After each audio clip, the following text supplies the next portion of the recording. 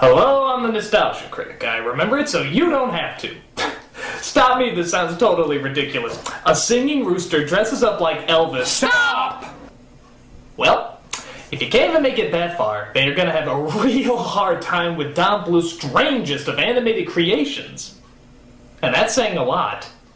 Rock-A-Doodle. Let me be your rooster, and let me roost with you. Director Don Bluth was by far one of the greatest animation gods who ever lived. In the 80s. In the 90s, I think he left his brain at the FUBAR convention because he turned out some very strange, very mediocre material. The good stuff seemed to end with All Dogs Go to Heaven, and the bad stuff seemed to begin with Rock-A-Doodle. It's strange, it's nonsensical, it's kind of like a bedtime story if read by Andy Warhol. So, why is this movie such a mother-clucking mess? Take a look and decide for yourself. The film begins in outer space as a narrator's voice comes in to fatally attempt to tell the story. Once upon a time, the sun came up. But imagine for a moment if instead of rising up like this, she took a look around and decided to go back to sleep. Let me tell you all about it. And let me warn you, I've been drinking extensively.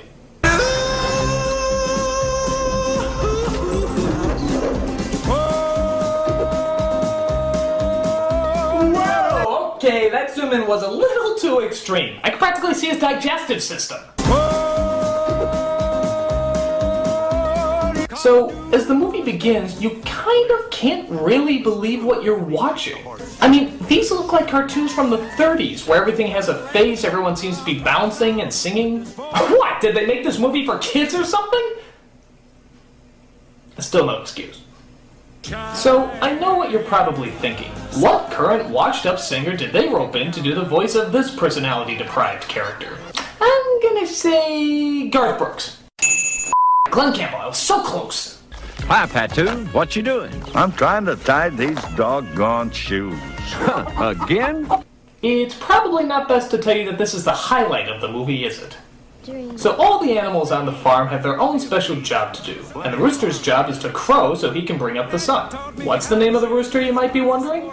Well, I'm sure it's something cutesy, like Clucky, or Feathers, or Chanticleer?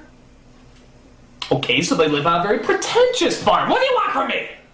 But one morning, Chanticleer forgets to crow, and yet the sun still comes up. So the animals reject Chanticleer and toss him out of the farm, which makes things very happy for the villain simply known as the Grand Duke of Owls. Who's that, Mom? Ah, what the Oh, okay, I guess the story was just a book a mother was reading to her kid. Fair enough. His name is Edmund. Of course, he didn't look quite like this when I first met him. Well, now wait a minute, who's telling the story, the narrator or the mother? That's a really bad sign when you have two people fighting over who's narrating the movie. And so the little boy looked out from his window, and then another narrator stepped in to tell the story. Hey, who's telling the story anyway? Well, I thought I was. You couldn't read your way out of an alphabet book. Hey, them's fighting words. Come over here, you meat sack. Ow, my pancreas. So it turns out the little boy is named Edmund, and he's concerned because the rain is picking up and flooding the farm that his parents work on. I want to help. Well, then pray for the rain to stop, and that will help. I'm not asking God for anything, he still owes me an Xbox! So the parents go outside as apparently the farm is being attacked by the biggest storm of the century. Start the truck, she'll be okay! Hurry! Hurry! It's coming! It's headed right for us! It's already here! Chanticleer! Chanticleer! That's Christmas, you moron! Santa Claus only comes at Christmas! No, he was calling Chanticleer for help, even though he's just a fictional character in a book. But that doesn't stop the Duke of Owls from breaking the laws of reality, as he crashes into the house to intimidate our little hero. Dear, now I've gone and spoiled the surprise. Always doing that, eh? Oh no, tell me that owl isn't voiced by Christopher Plummer. The Duke is going to eat you. Oh god, what some people will do for a paycheck. He couldn't have thought this was a good movie, nobody could have. He must have been under contract or something. That's the only excuse. In fact, I can just imagine him trying to sneak away from this movie. I hear they're going to announce the casting for the villain today. By the time you've made the announcement, we'll be over the border. Trouble with your car, Mr. Plummer? Yes, as a matter of fact, we couldn't get it started. Surely you've heard that the studio wants you to provide the voice for the owl in their latest family romp, Rock-A-Doodle? I'm afraid that's going to be quite impossible. Now, Mr. Plummer, surely you don't think you can defend yourself against the awesome power of studio-funded lawyers. No man has ever survived their verbal slaughter. So, I take it you'll change your mind about the role? Yes. Excellent. My men will escort you to the recording studio. No escort will be necessary. I insist. We wouldn't want you to get lost on your way over. Would we? No. Now, if you'll excuse me, I'm off to get Abe Vigoda for Good Burger. Okay, back to the story. So the Duke of Owls, in front of our little hero, explains his evil plan. But you see, we creatures of the night have worked very hard to make absolutely sure that bird does not return. And besides, I positively loathe. My God, are you still talking? So the owl turns him into a kitten because he claims they're easier to kill, but I think it's because they're easier to draw, as he turns the rest of the room into a fully animated backdrop. I guess owls see better in watercolors. But then the animals from the book also come in to save little Edmund. As it turns out, the only thing that can scare the Duke away is light. Oh, they must have that bright light syndrome that the gremlins had. So a bunch of other animals come in to tell Edmund that they're also looking for Chanticleer. Why? Because it turns out his crowing did bring the sun up, and thus they need him back for the sun to return. We gotta find Shandy and apologize. So he'll forgive us. Come home and raise the sun. But if that's the case, why did it rise without him that one time? Oh, Chanticleer. What? If he doesn't come back and crow, the sun won't ever shine again. Hello? Why did it rise without him that one time? The story's true. You all laughed at him and he went away. Why did it rise without him that one time? You're right, son. We done wrong, and that's why we're searching for the city. Why did it rise up? You know what? Fine, forget it. I'm gonna make up my own reason. God got bored and wanted to around with the rooster, so he played yo-yo with the sun. There, I'm happy. Let's see how else they're gonna confuse me. So the gang all decides to go to the city, because apparently there's a city right across from the farm, to find Chanticleer. Meanwhile, we see the Duke acting as the Phantom of the Opera, as he tells his henchmen to find the cat and kill it. Actually, no, I tell a lie. He doesn't talk about it, he sings about it. We hate the sun! That much we know! Wow! Wow! I can literally tell from the first lyric that this song is gonna suck. That's incredible! You have to try in order to be that bad! We hate the sun! From head to toe! Never let him crow. So the animals float down the river as they encounter many horrible, disastrous obstacles in their way. Like... Giant tree! 100 feet in clothing! My God! We'll hit that eventually! So the henchmen find the animals and try to attack them. But Edmund sticks to his guns by doing what he knows best, shouting the words, "Oh no." Oh no! Oh no! Oh no! Uh-oh. Uh-oh. Uh-oh. Uh-oh. I haven't discovered swear words yet, so my range of negative vocabulary is limited. Ah! So the animals escape and finally make it to the city. The owls have returned to tell the Duke the bad news. You imbecile! That's not an adequate pipe. Oh yes, I forgot to mention that the Duke's breath contains magical powers. You know what this is? This is the animated version of Mad Libs. It makes just about as much sense. So our main hero gets turned into an animal. Cat! Okay, he's transformed by the villains. Noun. Breath! Breath, alright. They have to travel to the city to find an animal. Rooster! Rooster, okay. Who makes the sun rise by, verb? Singing! Singing, yes. Wow, doesn't that sound ridiculous? Imagine if they made a movie based on that nonsense. That'd be stupid.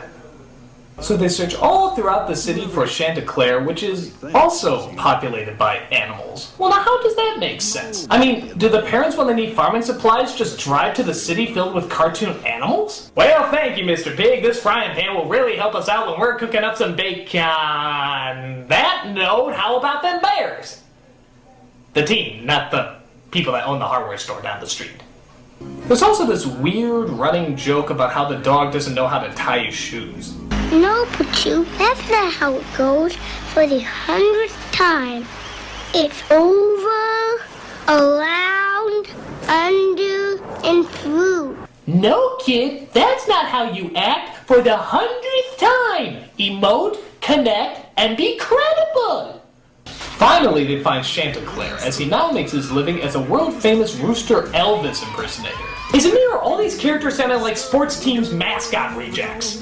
Well, you're the #1 chick in this chicken coop. But one character named Goldie looks on Chanticleer's fame and can't help but feel a tad jealous. Oh, Goldie, would you not bother me with this right now? You gotta go on in 2 minutes. But I'm too good for the chorus. What's he got that I ain't got? Well, for starters. So the gang tries to talk to Chanticleer, but is pushed aside by a team of bodyguards. Move it, move it, move it, move it. Bounce, bounce you all over the place. Bounce, bounce, bounce. Oh, you know, good God, you can make a song about anything, can't you? I'm talking, I'm drinking my coffee, and then I'm going to sleep. Meanwhile, back at the farm, the flood's getting worse, as Edmund calls up to see how the pig, rabbit, and mouse are doing. This is a strange world of randomness, isn't it? No, great. Oh, goodbye. Dewey! Dewey! Dewey! Aha! I'm going to waste all their minutes. Muhahaha! What about my family? Are they awake? Your family? They left this movie hours ago. They know a stinker when they see one. Bye. The number you have dialed is no longer in service. Oh no! God, just by the way they're walking, I can tell they're going to sing. Twiddly-dee, twiddly-dee. Okay, no song that begins with the lyric Tweedledee is going to be good. Go back and try again! So they try to get a note to Chanticleer, this time disguising themselves as penguins so they don't get spotted. Hey, what are you doing, little fella? Something I learned in school. Something I learned in school. So they get the note to Chanticleer, but is distracted by the love of his feathery life, Goldie. She says her name is Goldie.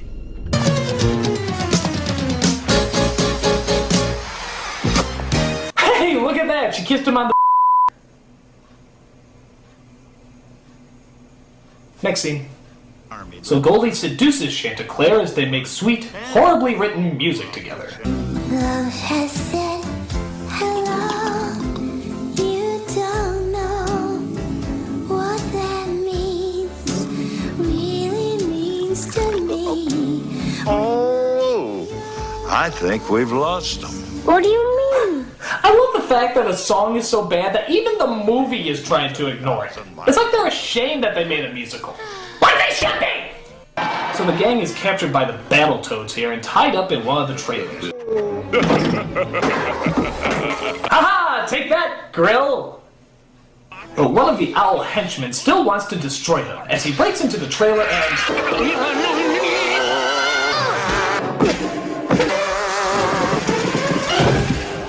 I blinked. What happened? I don't know. Somehow they escaped. And as that's going on, Chanticleer finally discovers the note, as he rides off on a motorcycle to save his friends. Oh, no. I've killed him. Jump Ninja! Hold it there! He's not dead. Untie me! He's not dead. Untie me! So the characters partake in what looks like Ben Fur, as the bad guys are close behind them. You know, this movie provides many ample opportunities for them to die. Why don't they just go with it?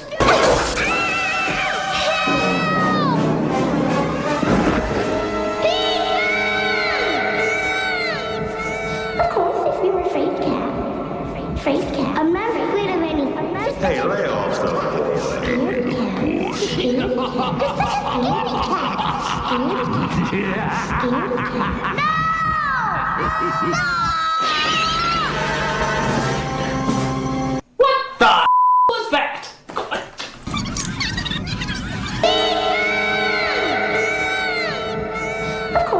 Is the movie flashing before his eyes? Or rather, in his eyes? And then we're in his brain with all these characters? I mean, just... Big-lipped alligator moment. Big-lipped alligator moment. So after that strange slip of consciousness, Edmund saves the mouse and they escape the bad guys. As we jump back to the farm where we see the other animals have run out of batteries in their flashlight. We are the creatures of the night. These are the villains ever! Do they really have to sing every musical doesn't mean you have to sing. You could just quietly shut the up. I would prefer that. But thank God our heroes arrived to put that all-bird choir in its place. All right, you out. This is Edmund. It's over for you. This is Edmund. It's over for you. God, this kid makes Jake Lloyd look like Haley Joel Osment. So they tried to get Chanticleer to crow, but he's sadly out of practice. Are you by any chance having a little trouble with your throat? Don't give up, Chanticleer. Put that belching Tim Curry in his place. But the Duke uses his magic breath to make things more difficult. How do you get magic breath anyway? Did he just drink a cocktail of blended fairies and Smurfs? I mean, how does that work? To make things worse, he strangles Edmund. Thank you. And transforms himself into a giant tornado.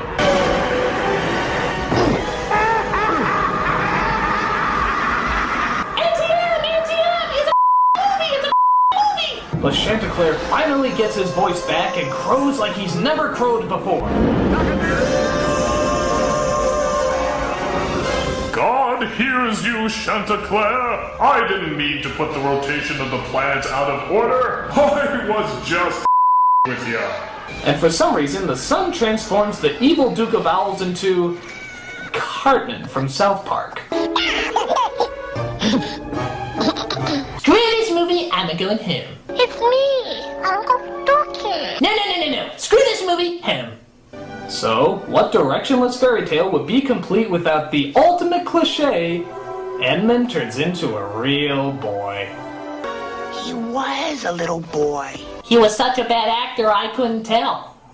And just to make it even more insulting, it turns out that the whole thing was just a dream. Yep, everything about that chaotic little trip was all in Edmund's head. Why does that not surprise me? Edmund, Chanticleer is just a storybook. Those characters are only make-believe. Now, come on, let's get back. No, Mom. No, they're not. I saw them. I bet they're wondering what happened to me. I'd say this ending was just ripping off The Wizard of Oz, but it isn't. It's directly stealing from it. Right down to everything becoming brown and white. Does this movie have any shame? And then, just to give us the ultimate of non-sequiturs... Cock-a-doodle! What? No, hey, what? No, hey, what? Okay, is this a dream or did the kid get into the Vicodin again? I mean, this makes no sense. Wow, they turned me into a full screen effect. And does the movie actually end? Not really. It just kind of stops. It's like, whoops, we forgot to make sense of anything. Oh well, it kept your kids quiet for a few hours, didn't it? Exits to your left. This was... weird. It was just weird. It wasn't good, it wasn't bad. Well, okay, it was bad, but it was mostly odd. It's sad to see such a great animator deprive himself of his own talent. This movie is literally like they just made up the story as they went, and that is very rarely a good sign. And I don't know about you, but quite frankly, I'm getting... phrase? The out of here! You are good at this game. I'm the nostalgia critic, I remember it, so you don't have to. Let me be your rooster, and let me roost with you.